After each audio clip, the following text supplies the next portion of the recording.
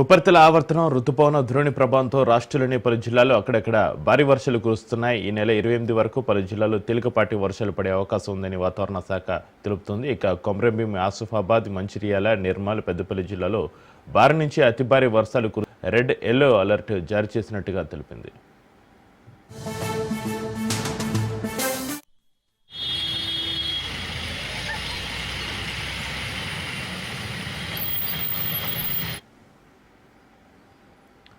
గడిచిన 24 గంటల్లో వికారాబాద్ జిల్లా తాండూరు మండలంలో అత్యధికంగా 10.53 సెంటీమీటర్ల వర్షపాతం నమోదు కాగా, దౌలతాబాద్లో 10.48 సెంటీమీటర్లు, కొడంగల్లో 7.69 సెంటీమీటర్లు, సంగారెడ్డి జిల్లా కాంగ్టీలో 10.16 సెంటీమీటర్లు, నల్గొండ జిల్లా అడవిదేవులపల్లిలో 10.15 సెంటీమీటర్లు, మహబూబ్ నగర్, బాలానగర్లో 7.83 సెంటీమీటర్లు, వరంగల్ జిల్లా ఖానాపూర్లో 7.69, నల్లబెల్లిలో 7.38 సెంటీమీటర్లు, చెన్నారావుపేటలో 6.45 సెంటీమీటర్లు, మహబూబాబాద్ జిల్లా గూడూరులో 7.46 సెంటీమీటర్ల వర్షపాతం నమోదైనట్టుగా వాతావరణ కేంద్రం తెలిపింది.